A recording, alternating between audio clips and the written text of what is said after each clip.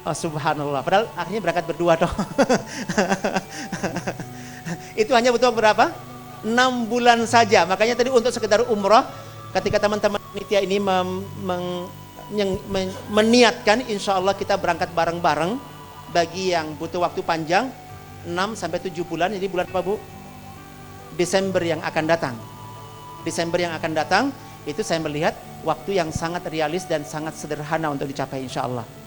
Maka saya yakin bahwa kalau serius teman-teman, paling telat bulan apa tadi? Desember semuanya sudah berangkat. Tapi saya husnudzon, di antara penjenengan ada yang akan berangkat bulan depan. Di antara penjenengan akan ada yang berangkat kapan? Mau? Dapat apa, Bu? Dapat Ramadan. Dapat apa? Ramadan.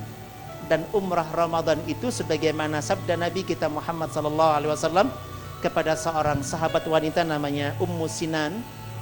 Jadi waktu haji wada, haji yang pertama dan terakhir dikerjakan oleh Nabi kita Muhammad SAW itu, beliau membawa rombongan lebih dari 100.000. Lebih dari berapa?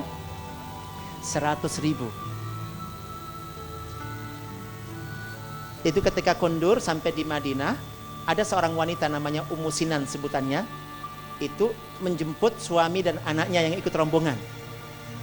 Yang begitu ketemu dengan Kanjeng Nabi, Nabi langsung bertanya, Ummu Sinan kenapa tidak ikut? Alangkah indahnya kalau engkau ikut bersama rombongan melaksanakan ibadah haji bersama kami. Ketika itulah Ummu Sinan menyampaikan alasannya kenapa. Kata beliau, ya Rasulullah, keluarga kami hanya punya 2 ekor onta. Yang satu sudah dipakai oleh bapak sama anaknya ikut rombongan jenengan. Yang satu lagi kami butuhkan untuk perairan apa? Perkebunan kami. Itulah alasannya kenapa kami nggak apa? Melaku sikil kayaknya rodok. Nah, ketika itulah kemudian Kanjeng Nabi mengatakan, oh begitu alasannya. Ya sudah, idza jaa Ramadan fa'tamiri fa inna umratan fi ta'dilu hajjatan ma'i. Kata Nabi, ya sudah kalau begitu nanti ketika datang bulan Ramadan engkau berangkat saja melaksanakan umrah. Karena umrah di bulan Ramadan itu pahalanya sebanding, apa namanya? Sebanding dengan mengerjakan haji yang dipimpin langsung oleh Nabi kita Muhammad SAW. Bukan hanya haji, tapi haji yang apa? Pemandunya adalah Nabi Muhammad SAW. Jadi kualitas umrah, kualitas haji itu juga ditentukan oleh siapa? Kualitas pemandu. Makanya kalau jenengan kepengen jadi pemandu Bapak Ibu? Kepengen enggak? Amin. Berarti kita butuh apa? Kita butuh standar, ya, butuh standar yang lebih baik lagi ketika bahwa apa yang nanti kita kerjakan bukan hanya untuk pribadi tapi untuk siapa? Untuk banyak orang, untuk kebaikan banyak orang, untuk menyelamatkan banyak orang, sedemikian rupa. Iya, dan itulah yang menarik. Jadi dan saya berharap di antara panjenengan insya Allah tahun ini ada yang ditakdirkan oleh Allah berangkat umroh di bulan Ramadan. Ini insya Allah. Iya, Pak Ibu yang dirahmati oleh Allah Subhanahu Wa Taala. Tadi ayatnya pada menggunakan manusia. Ini ayat yang kedua juga menggunakan walillahi 'alan nasi hijjul bait. Ayatnya bukan apa namanya? Walillahi 'alal muslimin atau 'alal mu'minin atau 'alal aghniya. Tetapi ayat itu tertuju kepada siapa? Seluruh manusia. Jadi yang diundang oleh Allah ke Baitullah siapa? Seluruh umat manusia. Kenapa Bapak Ibu? Itu karena goal dari umrah dan haji itu bukan pada zat haji maupun umrahnya, tetapi pada kebaikan di balik kedua ibadah ini. Dan itu semua manusia membutuhkannya. Dan karena itu Allah harus bersikap adil, semuanya diundang. Semuanya di apa? Ya, Islam diundang, non-Islam juga di apa? Walaupun non-Islam ketika mau memenuhi, dia pasti akan menjadi Muslim insya Allah. Hanya hari ini ketika kemudian non-Muslim tidak memenuhi panggilan itu hak mereka. Tetapi resikonya ditanggung sendiri. Jangankan non-Muslim, yang Muslim saja ada yang tidak memenuhi panggilan itu. Berapa persen kira-kira? Mungkin lebih dari 97%. umat Islam tidak memenuhi panggilan itu. Kenapa? Alasannya? Tidak mampu, gitu ya. Jadi Allah tidak mampu memampukan kita, gitu ya. Mampu insya Allah. Allah akan apa namanya? Memampukan kita semua insya Allah. Oke. Terus, tahukah Anda bahwa bisa umrah atau haji itu bukan apa? Tujuan. Nah, ini Bapak Ibu yang dirahmati oleh Allah, sesuatu yang butuh bersama-sama kita luruskan di tengah masyarakat. Jadi banyak orang selama ini impiannya yang dilakukannya adalah bagaimana segera bisa umrah, bagaimana bisa, artinya umrah dan haji sebagai apa? Sebagai target. Ini kesalahan fatal sekali. Kesalahan apa? Fatal. Sehingga yang terjadi hari ini, ada orang yang sudah sholat, sudah syahadat, sudah sholat, sudah puasa, sudah zakat, sudah haji, tapi masih awam juga. Masih apa? Artinya agama ini nggak punya pengaruh apa-apa pada dirinya. Menurut jenengan, kalau sebagai guru, jenengan punya pelatihan lain untuk mendidik yang bersangkutan, mengubahnya menjadi lebih baik. Kalau ajaran agama saja semua yang diamalkan ternyata tidak mengubah apa-apa dalam hidupnya, kira-kira ada pelatihan lain yang mungkin mendidik dia? Tidak bakal terjadi. Maka kita berlindung kepada Allah, jangan sampai kemudian kita termasuk yang jenis ini, ya. Jangan sampai kita jenis yang ini. Iya. Kalau dia bukan tujuan, terus apa? Dia adalah sarana yang sangat efektif untuk mendapatkan berbagai apa Bapak Ibu? Berbagai hajat, ya, untuk mendapatkan berbagai hajat. Apa hajat itu? Hajat, keperluan, kebutuhan. Bapak Ibu selama ini sudah definitif apa sih hajatnya dengan itu? Sebagai manusia apa hajatnya? Sebagai guru sama nggak? Lain. Definitif nggak selama ini? Pernah definitifkan apa hajatnya penjenengan? Imam Syafi'i rahimahullah dan Imam Syatibi serta para ulama Islam yang lain sudah membuat rumusan. Apa sih hajat darurat manusia itu? Apa hajat darurat manusia? Ya, sampai muncul di dalam kitab usul fikihnya yang dirumuskan oleh Imam Syafi'i, judulnya Maqasidus Syariah, dan secara khusus ada bab tentang ad-daruratul khams, 5 hajat manusia yang paling darurat. Dan gurulah yang paling berkepentingan untuk memastikan seluruh siswa, seluruh santrinya akan mendapatkan apa yang paling darurat dalam kehidupan dunia dan akhirat dia untuk sukses dan bahagia. 5 bidang itu apa Pak Ibu? Agama. Yang kedua, akal pikiran. Yang ketiga, jiwa raga. Yang keempat, keturunan atau kehormatan. Dan yang kelima, harta. Harta yang halal dalam jumlah yang cukup, ya. Dalam jumlah yang cukup, sedemikian rupa. Jadi yang pertama adalah apa? Agama. Agama itu ada kelas awam, santri atau ulama. Pernah membuat keputusan Bapak Ibu?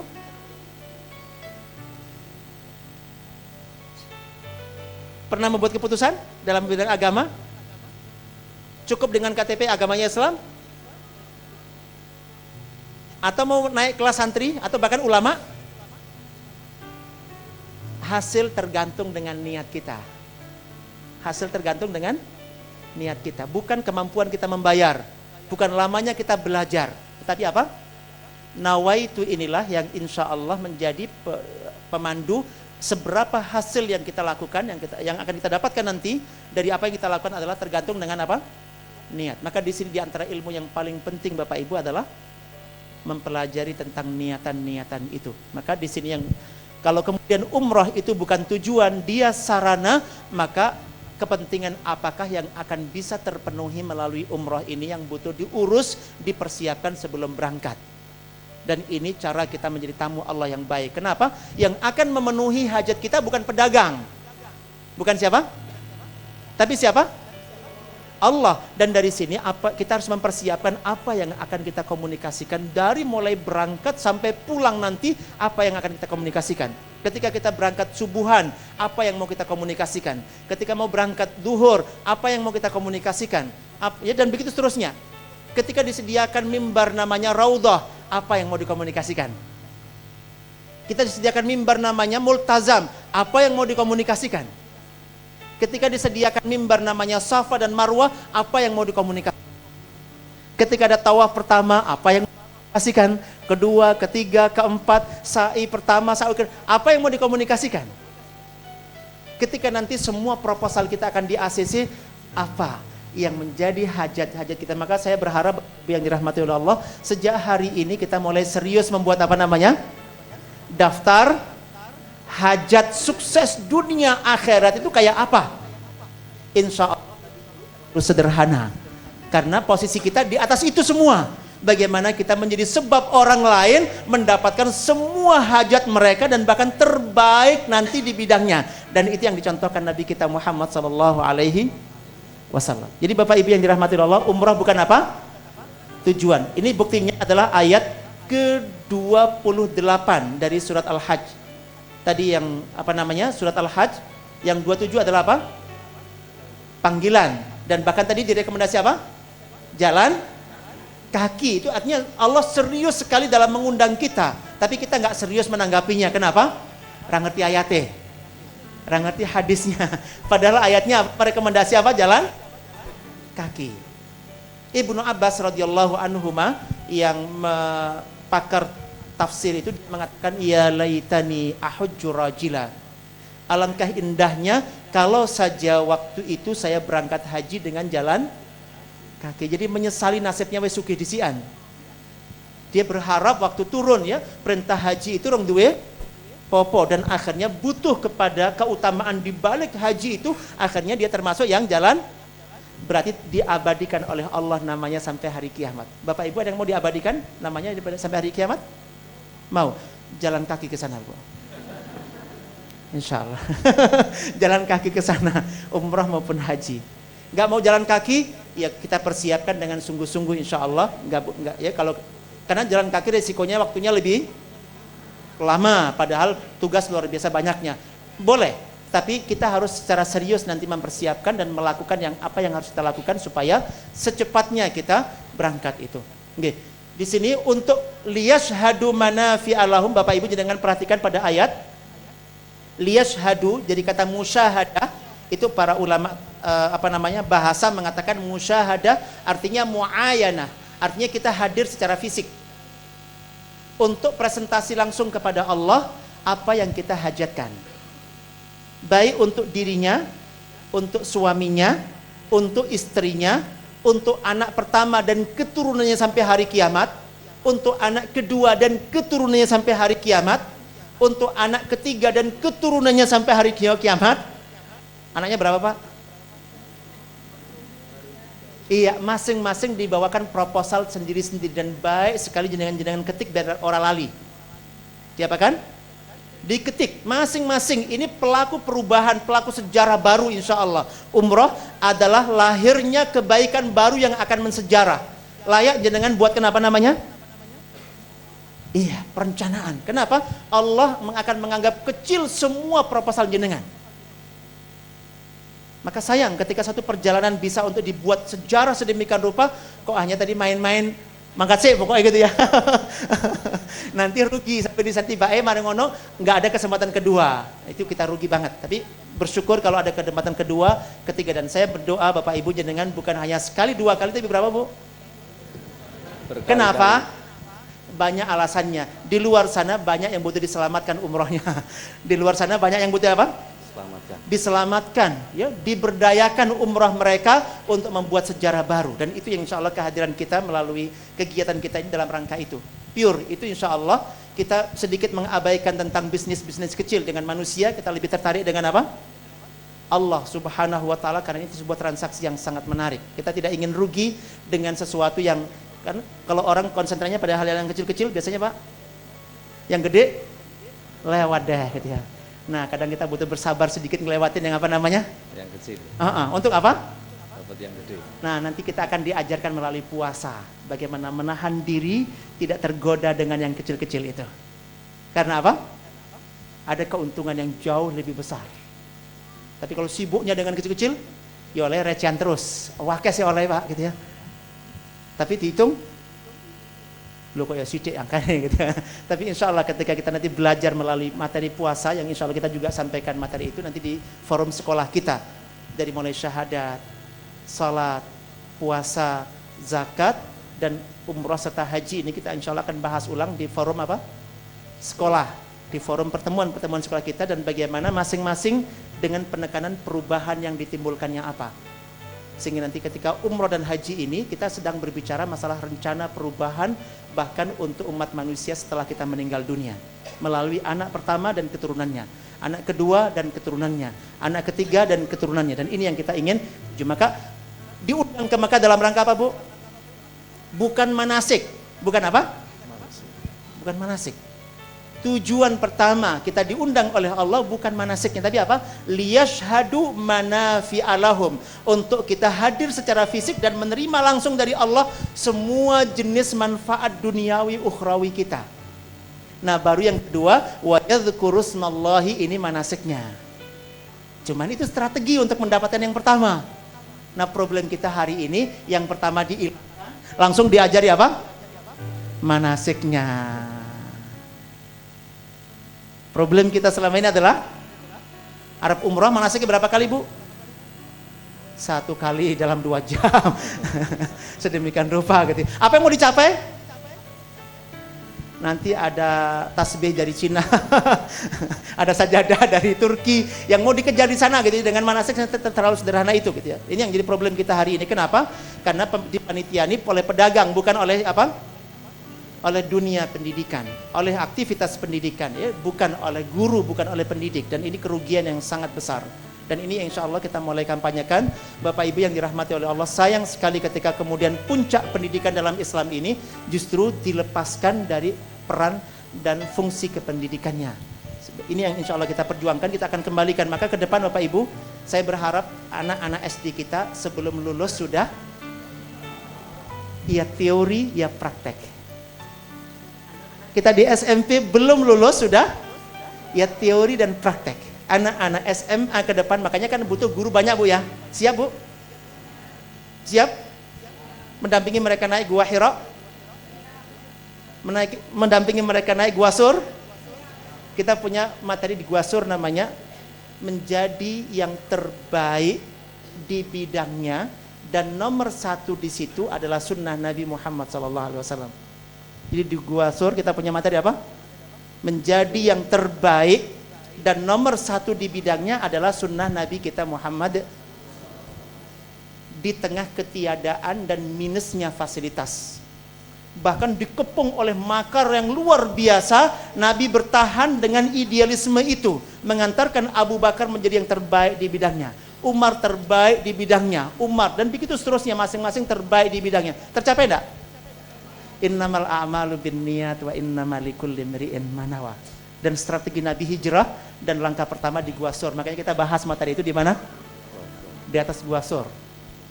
Tapi naik di ya. Apa namanya? Iya, terasa. Jadi Gua Sur kurang lebih 2 kali lipatnya Gua Hira. Kurang lebih 2 kali lipatnya. Siap, Bu? Insya Allah? Insya Allah. Naik bareng-bareng ya. Di mana?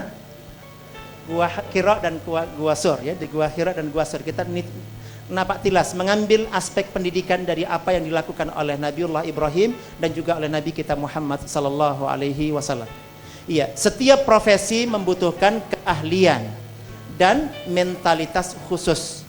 Apapun profesi yang harus kita masuki maka butuh apa? Keahlian. Kalau urusan diserahkan kepada bukan ahlinya, yang terjadi kerusakan. Iya, akan rusak. Man amila bi ghairi ilmin, kata Umar bin Abdul Aziz, kana ma yufsiduhu aksar mimma yusleh. Seseorang yang melakukan sesuatu tanpa ilmu, maka kerusakan yang ditimbulkannya lebih banyak daripada kebaikan yang mampu dia wujudkannya. Maka Bapak Ibu yang dirahmati oleh Allah SWT, setiap ya profesi, dan siapa Bu? Di sini ada contoh ya, pejabat. Pejabat tahu, Bu? Dari semua level. Pedagang, dari yang kecil di pasar sampai dunia, pekerja, ulama, orang tua, siswa bukan siswa, siswa, ya, siswa, siswa, guru dan lain-lain. Mereka dan lainnya memiliki hajat. Apakah sama hajatnya, Bu? Mungkin ada irisan, sebagian ada kesamaan, tetapi masing-masing profesi membutuhkan apa?